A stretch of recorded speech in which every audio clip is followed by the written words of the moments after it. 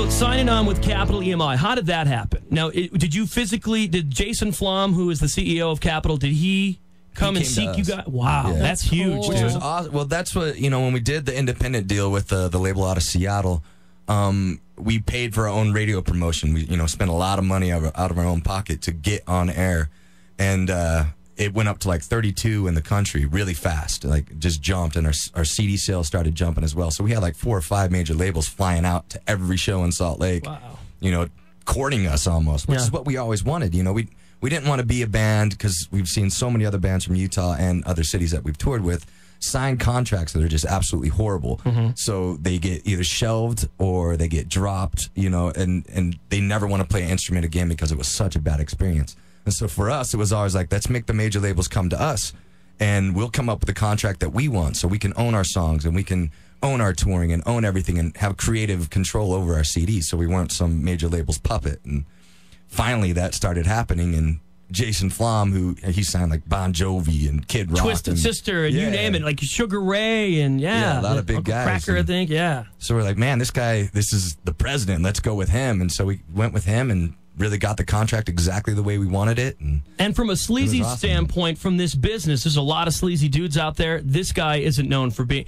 This guy is on the up and up. Yeah. This guy is who you want to approach you. So that's why I was wondering when I heard Jason Flom was, he's the CEO of Capital. I'm like, I wonder if he came to you guys. Yeah, and that's awesome. That's all we heard from people that we knew in the entertainment business was just like, this guy is stellar. He's, just one of the best guys, just good individual. Which we've learned through the years that you want to surround yourself with good people. Because have you had any experiences where you were either burned and they maybe took some money or close to it? Yeah, we've been burned quite a few times. It's just you want it so bad, and so you'll believe anything that people tell you whenever you're younger. Right. And so these people are just selling you everything, putting their plaques on the wall. Anybody can pick up a platinum record pretty much. Yeah, I've got one. I don't even play. I got two. Yeah. You've slept with some people to get famous, haven't you? Go ahead, you can tell us. I'm really good in the sax. So, all right, that's how we got such a good. He's like, you wait and see, when we're done with the show. Yeah. We all have taken one for the team, You got to. You got to. It's part of the record rep flies into town with his fat sister-in-law. Come here, buddy. And then you got to look down the calendar and see, wait, whose turn is it this time? New guy, get over here, Tommy. So what about years ago, was it you that fell off the balcony? Or what happened? Like 35 feet, you took a fall? Yeah, it was like 35, 40 feet and just fell off the Were you drunk? Yeah, did it have anything to do with that song? I was drunk? Completely wasted, actually, yes. To be completely honest with you, it was Easter Sunday. And, all right, okay. Are you Catholic? It was 420 that year, too, so it's April 20th, so it kind of went hand in hand where I was in that stage in my life. Birthday. Yeah, and Hitler, actually. Exactly, and Hitler, weird, Wasn't celebrating that, but was at the beach and just having a great day, and just enjoyed myself and let a little too loose and continued going throughout the night and woke up in the ER, basically. I hardly remember what happened, but... So to the point, though, where I read that... They didn't think you were going to ever walk again. They didn't think I was going to make it through the night because I had so much internal bleeding and everything was just, I was a wreck. And at what point was this with Royal Bliss? Like how many years into it? It was kind of weird. We actually started talking to Universal Records at that point. Oh, so the guys in the band are like, way to go, Neil. Way to go. Now I'm going to have to sell real estate. You son of a bitch. Well, it worked out good to a point. I mean, we had a showcase the week after that in Los Angeles. We had a show with Unwritten Law like 2 weeks after that. So I love those dudes. Yeah, there was good things happening, but we were in a management contract that was absolutely horrible. That if we would have signed that contract, we would have been I don't know what would have happened to us. Really. It would have been bad news. So I'm just not feeling your stage presence in the wheelchair. It's just not working for me. I was gonna try too. Like I had the surgery in Long Beach, and so I got the feeling back in my left leg, and then came back. And the doctor in Long Beach, it was like some horrible hospital. I don't ever want to go to that hospital again or anything even resembling it. It's like out of a horror movie.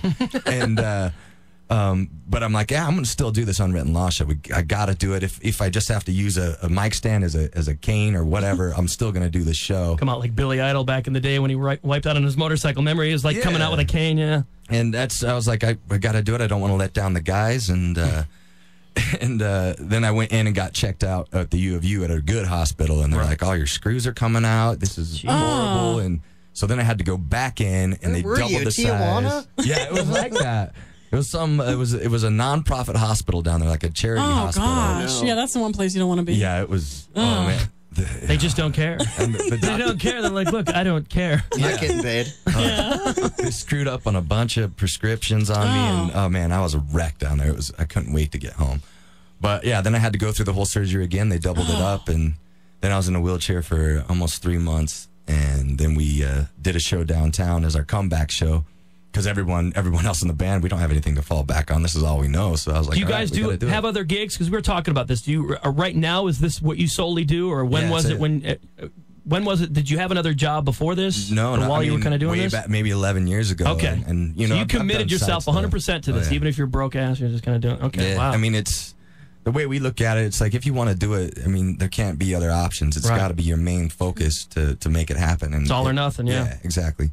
And you know, it's the best way. If you don't have any other fallback plan, you're screwed, or else you got to be a rock star. Anybody have a girlfriend or a wife while you guys are struggling that are like, you know what, you're never gonna make it, you're never gonna make it, and that kind of thing, where you're thinking, okay, any relationships like that? Yeah, there's been a couple that.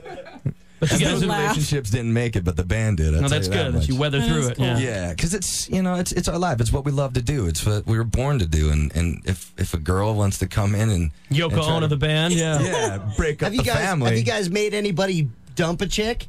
Like you guys have a band meeting, you're like an intervention. Yeah. Like, look, man, she's you know what? Probably. We tease, we make. We're very strong. He's laughing uncomfortably over here. I'd be like, well, that was a. We were just talking behind the person's back. Oh, okay. Oh, okay. Yeah, that's good. Until they get the hint, like, wow, that's a really quality girl you got there. Oh, hey, buddy. Shirley. Hey. Just we're talking about you. All right, so are you guys going to perform a song? Yeah, sure. We can. Come in and fill in. Yeah, so let's do this. We're just gonna. We've got 3 mics over there. I've got this mic over here if you need it.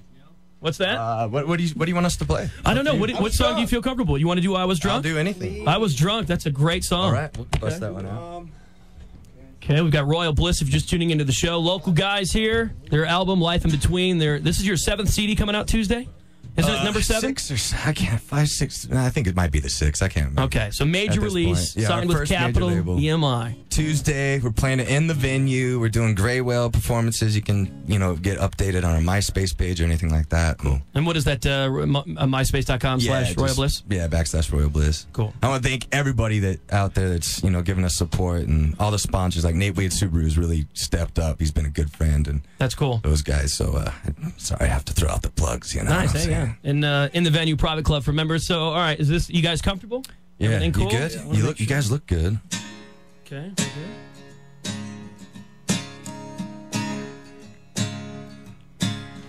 I was drunk